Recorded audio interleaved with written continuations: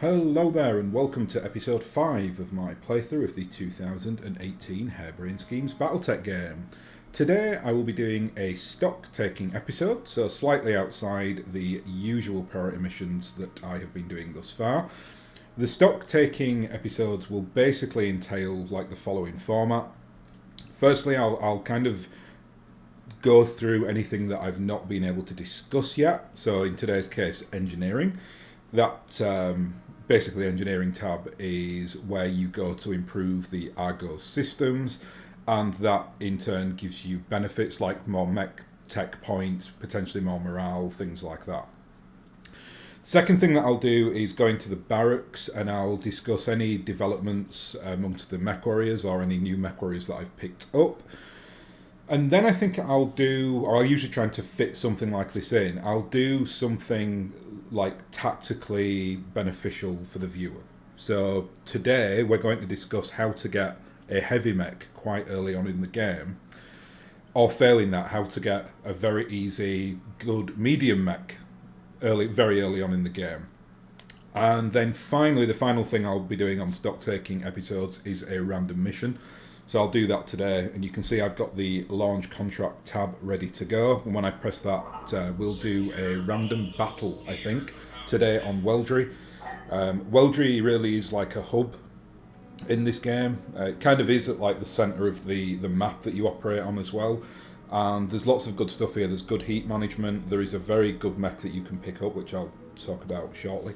And yeah, it just seems to have like a lot of decent missions and good cash levels for missions and things like that, because it is an area that from the get-go is occupied by your client. So as soon as we liberate Weldry, we get access to like really like decent level missions here. I mean, you can see if we go into the command center, there's lots of them, and they're all for the Irano Restoration, who are our main client, and we get paid more money because of that, because we are friendly with them. Anyway, let's get back on track. So first thing to discuss today is engineering. So let's just make our way into the engineering tab here. Hey boss, nice to see you. And this is our main engineer now, Dr. Farah Mahad. So she's in charge of keeping the Argo running and not falling out of space. So you can see here that there's like a schematic or a blueprint of the Argo, and there are lots of different trees that you can upgrade and get certain benefits when you do so. It takes C-bills obviously to unlock these things, but they're very, very worthwhile because there are some very, very powerful like upgrades that you can get. How I'm going to structure this is talk about things that you really need to prioritize. I'll then talk about the things that are nice to have, and then I'll talk about the things that you can kind of ignore. So, we'll discuss the, I think the best things first, or the things that you really need to prioritize, things you should try and get as quickly as you can, or maybe even save up to get them. And I think if I was going to rank it on like most important to least important, I'd say the most important thing to focus on are the repair and refit like tabs here, or whatever you want to call them, buttons, whatever, icons even. Now you can see at the moment I've got 3 of these. If they're listed in like this orange hue, that means I've got them. If they're white, it means that I can get them, or I've got the ability to purchase them. If they are greyed out, it means I can't get them because I don't have something further down the tree. So for instance, here I need to have Mech Bay 2, you can see that's like red. I've got structural repair, I've got automation, but I don't have Mech Bay 2, so I can't actually get whatever this was, improved automation, which makes sense. So I'd say that if you can concentrate on those 3 core skills, improvements that I've attained here, I think one of them is cheaper than the rest. So I think one's like maybe like 250,000 C-bills, and the others are like between 350 and 450,000, something like that. You don't have to do them in like sequential order, so you can just find the one that's 250,000 and do that first, which you probably will want to do because your C-bills will probably be quite tight. But yeah, try to get those as quickly as possible. That in turn gives you a boon to this little. You might not be able to see that because of where my head is currently at, but MechTech points are currently sat on 12. And I think when we started this game, they were on 6. So we've had 6 improvement points, which means we are able to outfit mechs a lot quicker, which is obviously fantastic and a very important thing to be able to do. The second most important thing, in my opinion, again, this is probably not controversial because they're all kind of good, but like I said, some are better than others. But I think the drive system is actually super important. You can see I've improved both sections of the drive system already, sorry. Now, what the drive system does, it's basically the ability of the Argo to, or the speed it goes through space with its own thrusters. It's not the jump speed. You don't improve the jump speed because, if you remember, in how BattleTech works, the ships attach themselves to a jump ship and then the jump ship shoots to another like star system. Where this increases your speed is from going from like planet to jump ship.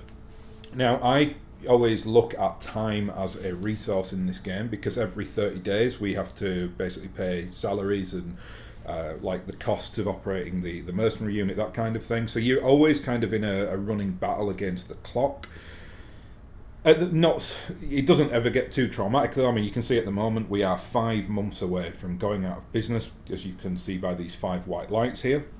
So we're fine at the moment, but you've got to keep an eye on that. And obviously, if you are able to traverse like the galaxy quicker and you can get from system to system quicker, that means that you've got the potential to do more lucrative jobs quicker within that 1 month period, because you might go to a system and there might only be 2 jobs there, and then you finished it and then you have to fly to another system, and that happens quite often in this game. Not where we are now. In Weldry it's like littered with jobs, but if you're out on like the periphery, it can be quite sparse on jobs.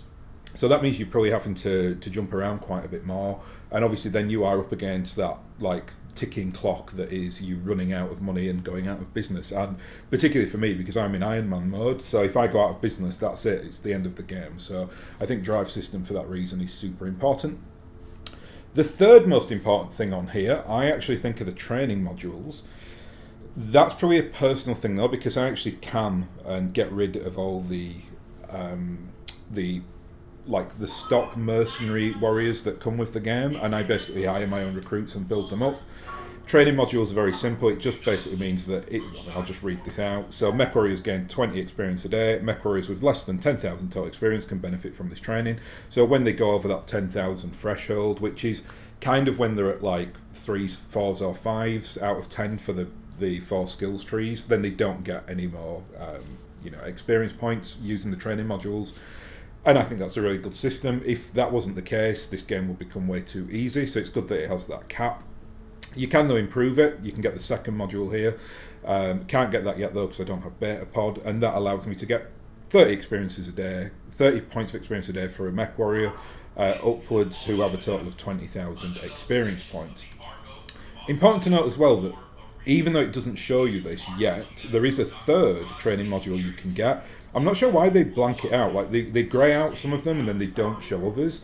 Eventually though, I think maybe like when we get like the habitat pods and maybe like the Mech Bays, other things start becoming available. It doesn't show them yet for whatever reason. So this isn't the full tree as of yet, though it is most of it. Next up, I think we're going to go into what I'd call like nice to haves, and the first two, and I'll deal with these, in the same sentence because they're basically identical. That's power system and structure. Now, these don't actually give you any actual benefits, but they allow you access to other things on the on the trees for other improvements that you can do. They're quite cheap. I think it's quite useful to get the first two as quickly as you can. They don't cost that much money. I think structure's not that expensive either. Yeah, the third structure is only 360,000, so I'll probably get that next. Power system I think is more expensive. Yeah, 720 there. So these are they're nice. You definitely need them, but they're nice to have on the grounds that they don't really do anything other than give you access to other points on the improvement trees.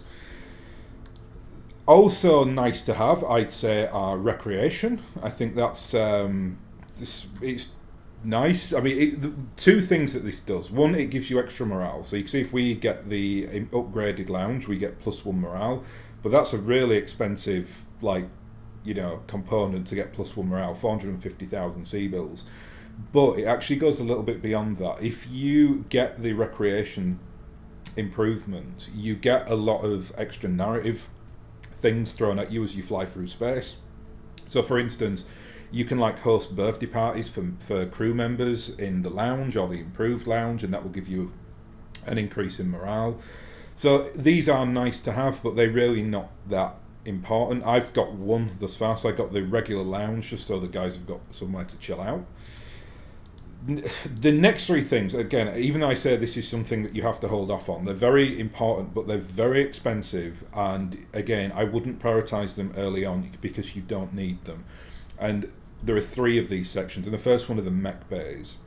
Now, the Mech Bays are, for each Mech Bay that you have access to 6 mechs that you can keep on the live roster. So if we get the second one, we get the ability to keep 12 mechs on the active roster, and then if we get the third one, we get to keep 18 on the active roster. Which kind of makes sense for me in a narrative, point of view, because 18 mechs is half a battalion. And I can imagine that something like the Argo back in the Star League days, there would have been 2 of them, and then you have 18 plus 18 mechs, and that gives you a full battalion with, both these, these spacecraft. So that makes sense.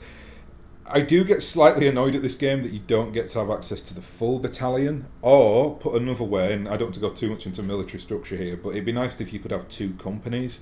A company is 12 mechs. This is just, it's very similar to our like military kind of hierarchies, but you substitute like soldiers for mechs. So a lance is 4 mechs, 3 lances, which equals 12s, is 1 company, and 3 companies of 12 mechs equals a battalion of 36 mechs. So I would have much preferred, rather than having 1.5 companies, if you could have the full 2 companies, that would at least been something. Most mercenary units in BattleTech never get up to the level of battalion. It's very, very rare. So, if you have a mercenary company that has 2 companies, you're doing very, very well. And I think they could have easily put that in, because if you think about it, we have the Leopard, and the Leopard has enough storage to keep, in regards to this game, to have 6 mechs on active roster. So that would have given us the full 24. So if I was in charge of developing this game, that would have been right at the forefront of my mind. Like, I want 2 companies, but hey ho, we get 18 mechs, which is, it's fine. I mean, I think I always fill those full 18 out, by the time we've gone into like the Flashpoint missions, but it would have been nice to have a little bit more, option on there for that extra 24, but never mind. In regards to the engineering tab and getting this, you really don't need it at this point in the game. 6 active mechs is absolutely fine. I'd actually try and keep your total amount of mechs to lower than 5, 4 as your kind of mainstay, and then 1 as in support. You can either do that with, say, at this point in the game, you might have 4 medium mechs and 1 light mech just in case, or you might have 4 medium mechs and 1 LRM fire support, something like that. You don't want too many mechs, because that costs you a lot more money every month to keep those on the active roster. So if you do have mechs that you're not using, just stick them into cold storage. I do that all the time. I think at the moment I've got 3 or 4 mechs in cold storage, and I've got, I've only got 4 on the active roster because I don't feel that I need more than that. As you go into the game, though, you'll pick up more mechs that you want to use to give you that variety, so you will need to get the second mech bay eventually, but at this point in the game, it's 900,000, and it's an expensive, basically it's an expensive component to get that extra 6 mechs. You do get the +3 tech points on there, which is great, but I'd advise that you kind of, really focus on the repair and refit in the first instance, and then gravitate towards the mech bays when you have more C-bills. And the final 2 here, which are kind of, I'd say, bottom of the list in terms of priority to get. One is the habitat pods. This will just give you access to keep more mech warriors on your active roster.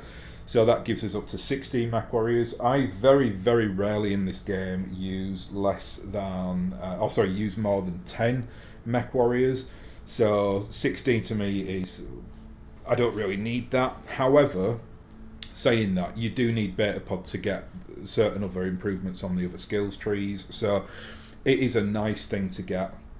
eventually, but it just costs so much money in the first instance. You're definitely best just like holding back off that one. So I've got like an itch in my nose that I just can't get rid of. If I start sneezing, I'll put you on mute.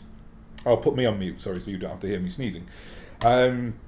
Finally then, we've got Mech Bays. Now, Mech Bays are really a bit of a waste of time in this game because they're very expensive. You see 900,000 for the Mech Bay. And you can kind of mitigate everything on the Mech Bay by just having mech warriors with decent guts skill on the guts tree. Because that means if they've got like, say, 5, 6, 7, 8 on as guts skills, that really does mean that they are able to kind of soak in those injuries. So they might get injured and only be out for like 12 days if they've got good gut skills. So having these Mech Bays is a little bit of a waste of time, especially as your mech warriors start to progress. However, you know, eventually you're going to have a lot of C-bills to burn, so eventually you will probably get them. To note as well, it does. I think there's an extra thing in this, is like as you go up this tree, I think there are 3 or 4 that you can get eventually. And one of them says that, oh, you know, if your mech warrior dies, it gives them or potentially dies, they have a better chance of not dying at the end of the particular mission. For me, though, I've got the lethality set on like the highest level on this game, so I think my mech warriors will always die, so that makes Mech Bays even more useless than I think they probably are. So that's the one that I think you can absolutely ignore. So that's the engineering tab. I'll probably come back to this at some point in a future like stock taking video, probably when I've kind of got everything done, so I can just talk about how it looks when it's completed and all the bonuses that you get. Next up, let's just nip into the barracks, and we'll just have a look at our like development of our mech warriors at the moment. You see we've got quite a few more on the active roster. So I've got a total of 7 mech warriors now. The one is our company commander Oculus, and he doesn't count to that number. So, you know, he's always like just a free person. You don't have to pay for his wages or anything else, and he can't die. If he loses all his like skills, loses all his points on his like health, he's just injured for a long time. So obviously your company commander is slightly separate from everybody else here.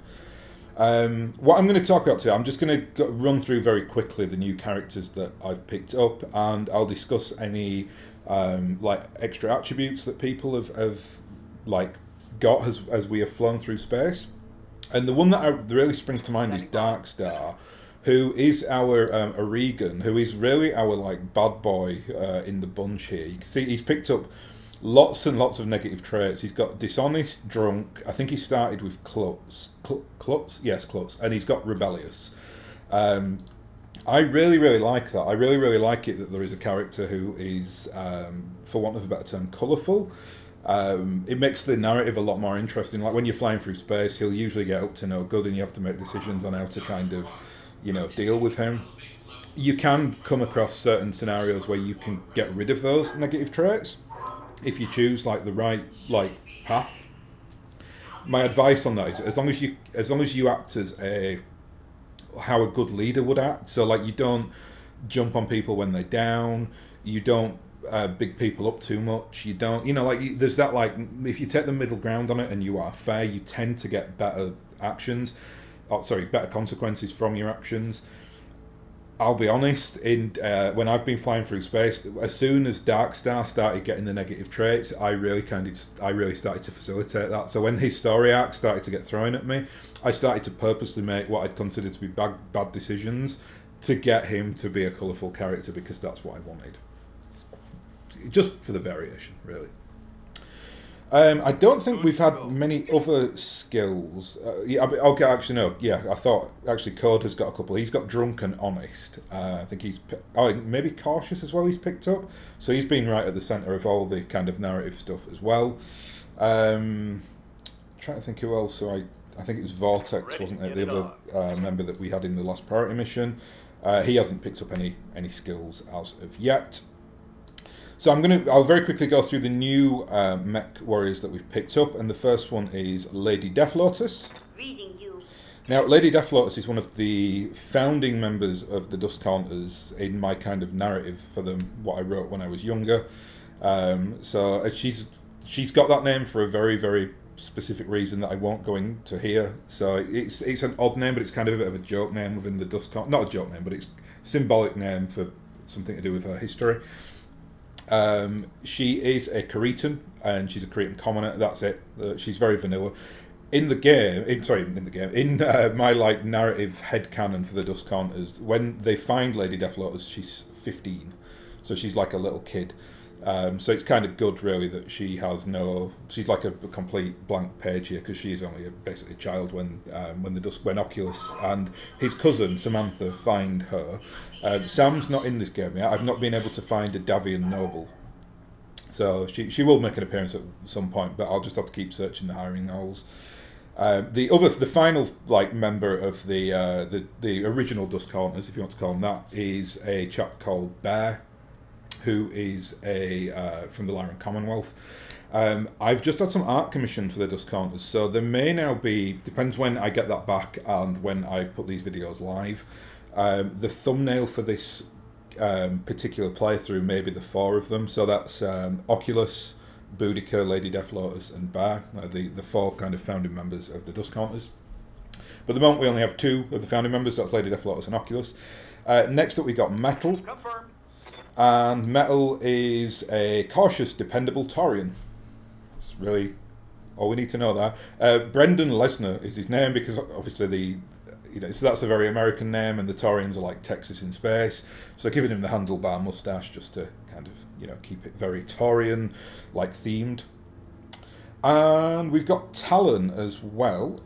Aye, aye. And Talon, this is Selena Zukic, and she is a Liga, and she's noble.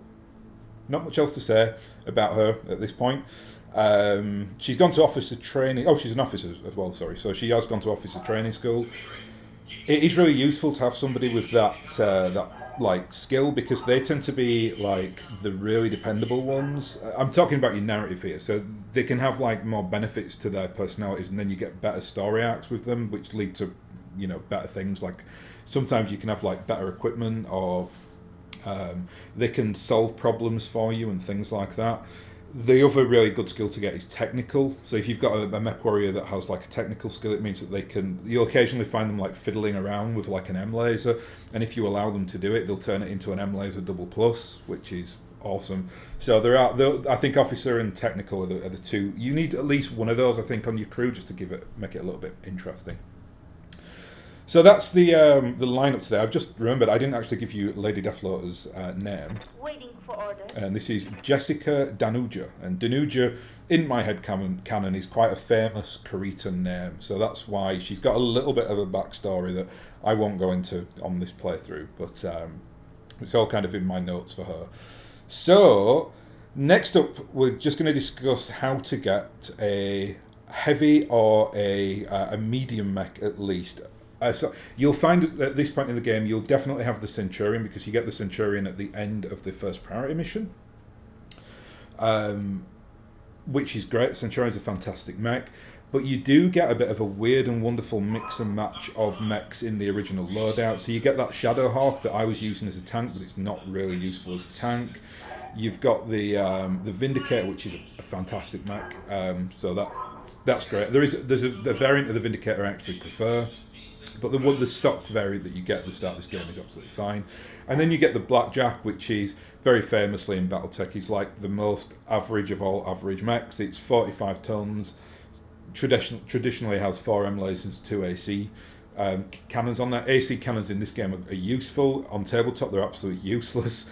But the 4 M lasers are pretty good. It's basically just like a walking turret. It's a Blackjack. It's very slow. It does have jump jets traditionally, so that gives it more maneuverability.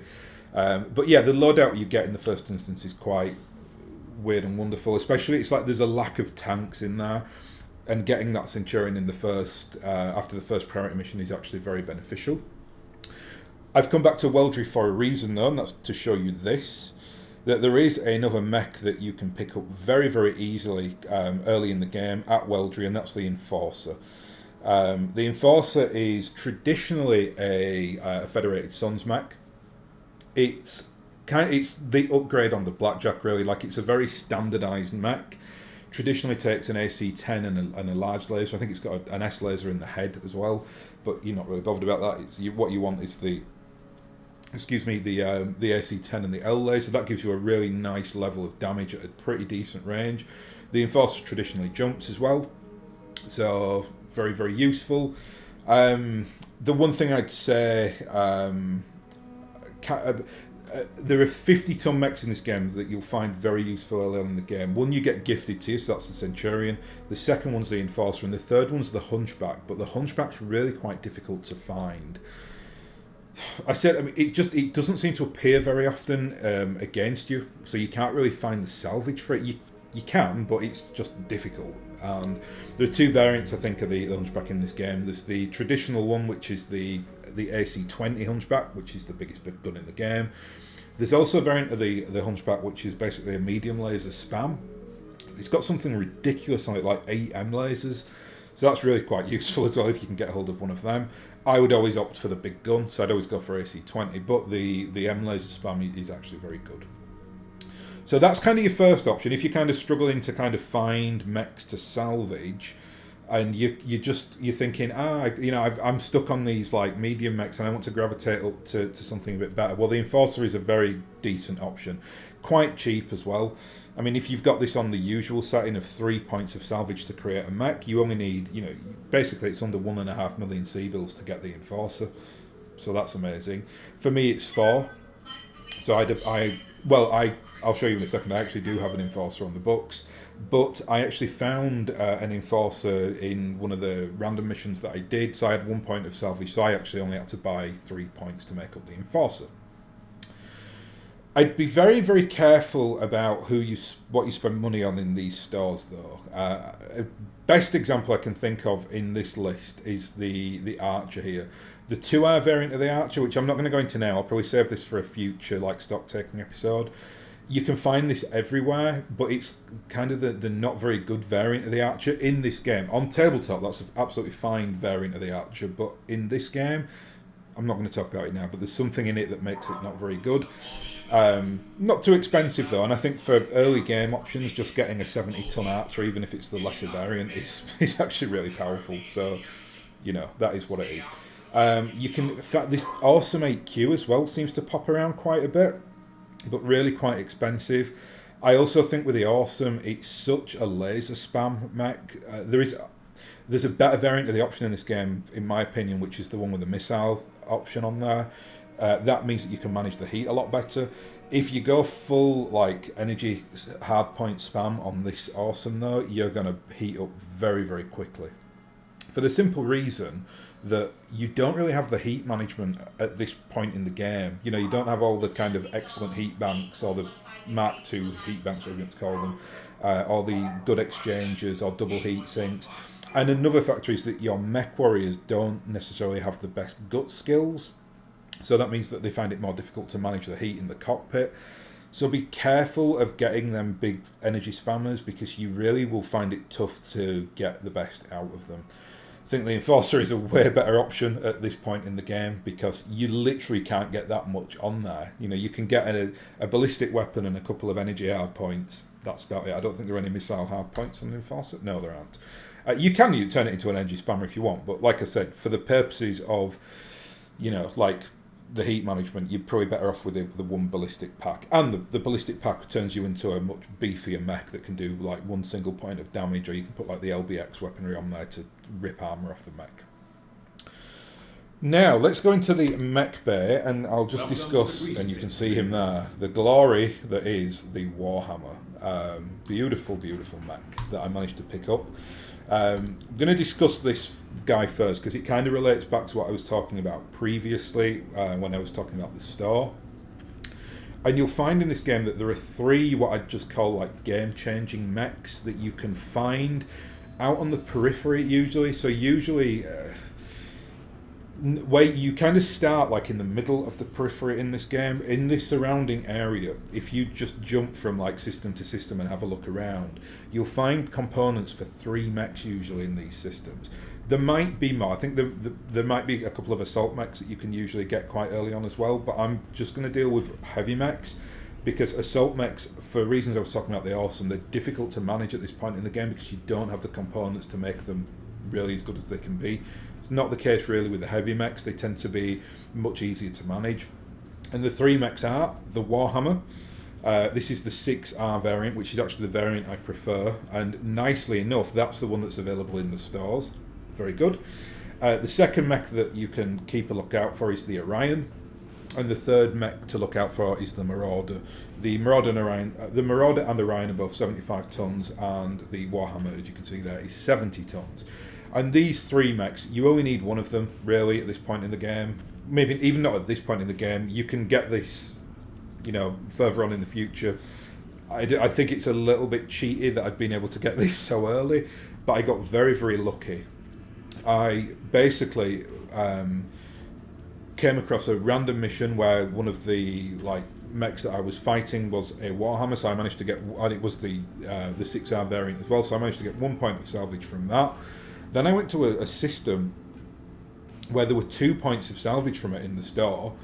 Then I flew to the next system and there was another one, which didn't really surprise me because I knew that those were the 3 mechs that you can get quite early on, so I had my kind of eyes out for those.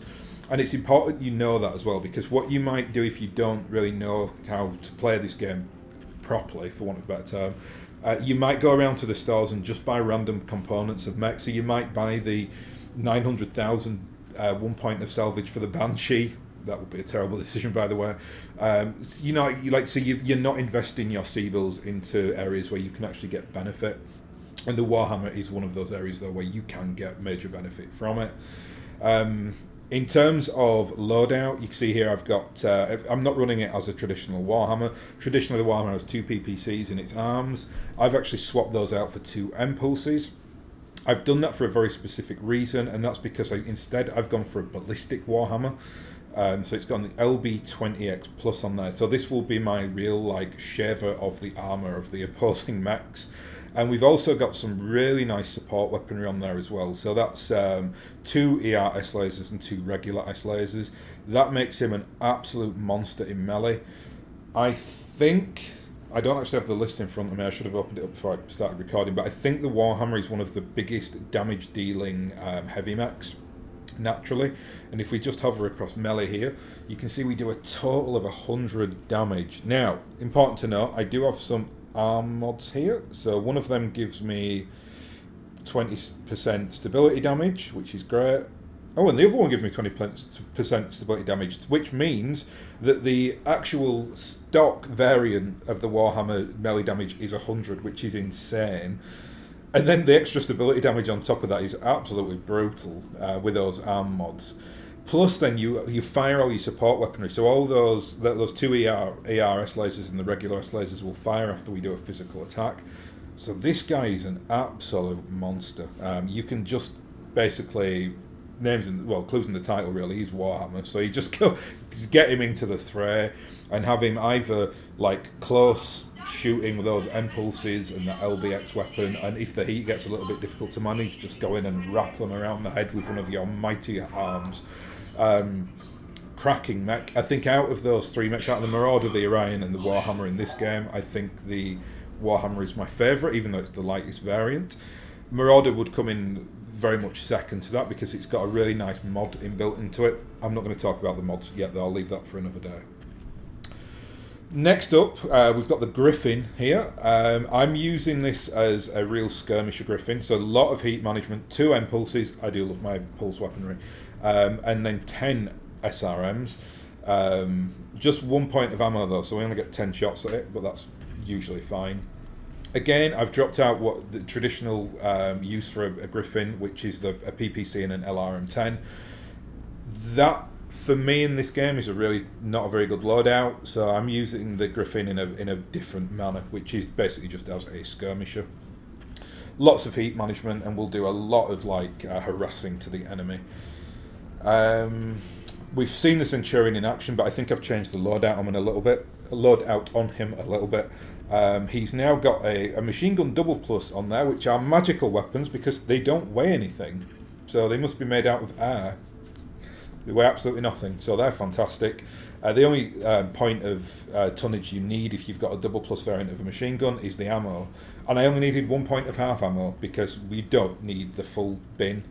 If you've got just one machine gun, half a bin will last you more than enough for this game. I've then got a UAC-10 on there, so he is very much my finishing tank mech. So the Warhammer will grind them down, and then the Centurion will come in for the killing blow with that big UAC-10, which does 2 times 60 points of damage. And then finally we've got the Enforcer, and this is Oculus's new chariot. And LB-10X, 2 ERM lasers, and that's it. And that's all he needs. He's very much like the Griffin. He'll be there to kind of harass the enemy. So yeah, I love the Enforcer. I think in like BattleTech as a whole, I think it's one of my top 3 mechs. It's just so beautiful and efficient, and it looks great. Look at him; he looks like a little RoboCop. I just love him. Or should I say she? Because I've called her Lucy, which is actually Lemuel's first mech. He goes to a military academy in Fed Sons. And he actually steals an Enforcer from the military academy, which makes him a wanted man for a time. And Lucy is that mech. He then eventually gravitates up to a catapult that he basically finds from a Capellan. Catapult is a Capella mech, and he calls the catapult Mina. And Mina and Lucy. And I'm not going to tell you what the reference to that is, because if you don't know, you should probably read more. Just say that. So anyway, that's my lance today, which is I consider that at this stage in the game that's a wonderful lance. I've got rid of all the kind of the weird and wonderful sloppy, having the weird Shadowhawk in there and anything like that. They've all gone. I think I kept the Blackjack, and I kept the. Let me just have a look here actually. Yeah, I kept the Blackjack. That was it. I sold the Vindicator, I sold the Shadowhawk, I kept the Irby? Yeah, I kept the Irby. And the Jenna. But yeah, the Blackjack is a mech that can be useful actually later on in this game when you've completed all the priority missions, which I'm not going to talk about here. The Vindicator I love, but I want the AA variant, so I'm never going to bring the variant that we start this game back with because I'm after another one. It's this variant I'm after. You can see I've got 1 point of salvage already. The Shadowhawk is a fine mech, and you can technically use it as an LRM platform. This game is very different to a lot of BattleTech titles. Usually what you'll have is like a mech if you play Mech Warrior 5 for instance, which is a relatively new game, you can't make the Shadowhawk in that game an LRM platform because you only have the ability to put small and medium missile hardpoints on there. Which means that I think you can only ever put a maximum of an LRM-10 or it will be an SRM-6 as well. So you can turn it into an SRM platform, but not an LRM platform. Why that becomes different in this game is because you can put whatever you want on a missile hardpoint. So you can technically put, I don't know if this would fit on there in terms of weight, but you could put 2 LRM-20s on a Shadowhawk. Probably not. I don't think it would carry that amount of weight. Maybe like an LRM-10 and an LRM-20. But my wider point is that this game is very versatile with that, which I like and don't like, because I tried to play a little bit lore appropriate as well. For instance, rather than turning a Shadowhawk into an LRM platform, which you can do in this game but can't do in a lot of other BattleTech titles, I would prefer to get something like a Trebuchet, which is very much a traditional LRM platform, and then I'd use that as my LRM platform. That's the reason why, if you were wondering, I don't have any LRMs equipped here, because I genuinely think they're an absolute waste of time in this game as like a single thing. A good example is actually on the Centurion. A Centurion traditionally comes with an LRM-10 in that left torso, but I've switched it out to an SRM-6. Same with the Griffin. It's got the equivalent of an SRM-10 on there. That's a 6 and a 4, as opposed to just an LRM-10. Because just way better, and I that's kind of the format how I play this game. It suits my style. That's not to say I don't have time for LRMs. I absolutely do, but I like it on a dedicated platform. I'd like to get a Trebuchet and just fill it up with as many LRMs as I can. do that with a catapult, do that with an archer, you can do that with a stalker. Stalker, I think, is the best LRM platform in this game. It's a huge, huge mech. It's an assault mech. It's the most bizarre looking mech in this game. Interesting mech though. The new sculpts from Catalyst are wonderful. They've actually made the stalker look like it could walk. I always used to think of like the old metal models. It just looked farcical. You were like, you could not believe the physics of this thing. But now you can, because Catalyst have really beefed it up and make it look a lot more interesting. Anyway, I think that's enough talk. I think we've been going on for quite a while there, but hopefully you found some of that useful. So let's go now and do our launch contract, see what we've got here. I chose this mission a little while ago, and we've got a companion with us today. So we've got a lady and a Griffin. So that means we'll drop our Griffin, which has automatically happened, so that's good. She is a VIP in a Griffin. I presume that's just a regular Griffin, so she'll be bringing the terrible Loadout, which is the PPC and the LRM-10. So it's not terrible, it's just a bit meh. Much prefer my variant of the Griffin, but hey-ho. She's jump capable, so we'll use her as a skirmisher, and so that means I will... In fact, no, that lance is absolutely fine then. So the Enforcer with Oculus is the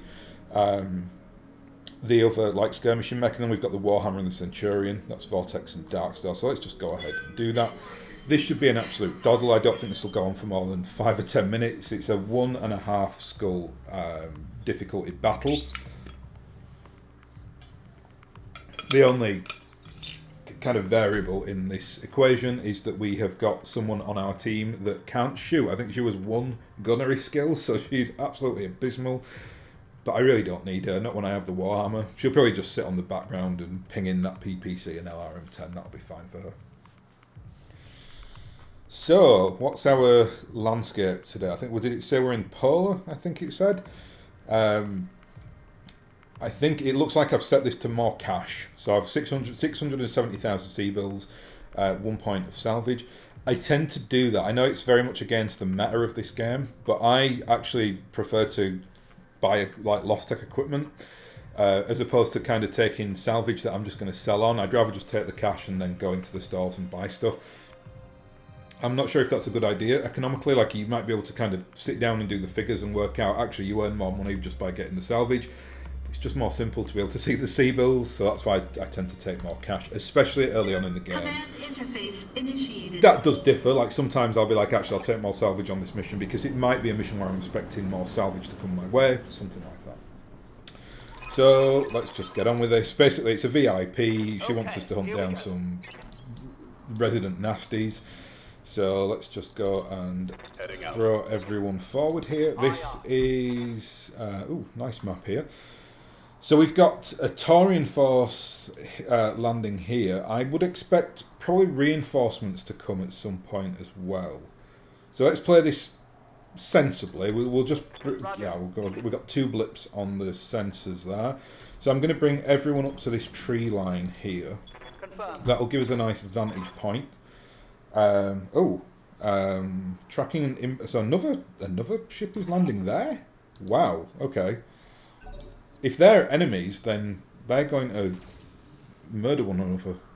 Don't really even need to show up. Unless if it is Taurians, then obviously they'll be joining this Locust and whatever else is available here. What have we got? We've got Shadowhawks, the 2H variant, unfortunately. I am looking out for the 2D. Let's just go for the Shadowhawk. We've got some nice percentages there. He'd not moved yet though, so he was under brace, so he took less damage than he usually would. Couldn't shoot us back though, he missed his AC5 shot then. And I really am going to keep the VIP a little bit away from the action here because she is absolutely useless and can't shoot. So let's just put her on Locust. Oh, well in that case she can shoot. Well done. That's not bad for somebody with a... Did you have a 1 gunnery skill? And I think Oculus can finish off this Locust for us. You'll see that I always try to shoot in that manner. So you've got like, if you've got 2 targets, because you have got a chance of doing like a stray shot, which is quite useful. We might get it here. All weapons committed. We did. So we destroyed the locust, and we got stray shots to get some armour off the Shadowhawk there. Good little tactic that. Big lad now. I've completely ignored my first thing of getting into the trees there, but that's just because they were just such tempting targets. So let's go and give him a pulse and LB-20X volley. Target locked. Ooh, nasty. That's brutal. Okay, so we've got... Oh, it's Karitan. Okay. So they're going to be attacking this guy? 3 of them? Interesting. A javelin. Another javelin. What was this here? It's a 35-ton mech there, so... Could be a panther. If it's Karitan, you'd probably expect to be a panther or a Jenna, but I don't think this game really works like that. Right, let's try and... Oh, yeah, we'll just finish the Shadowhawk, I think. Or at least give him a damn good thrashing there. Got rid of his AC5. Knocked him over.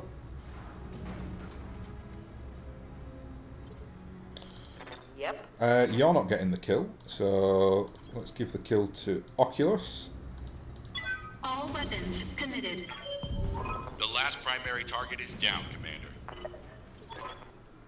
Now, we can just make our way back to the end zone here, but you can see the secondary mission has popped up to say destroy Karitan forces.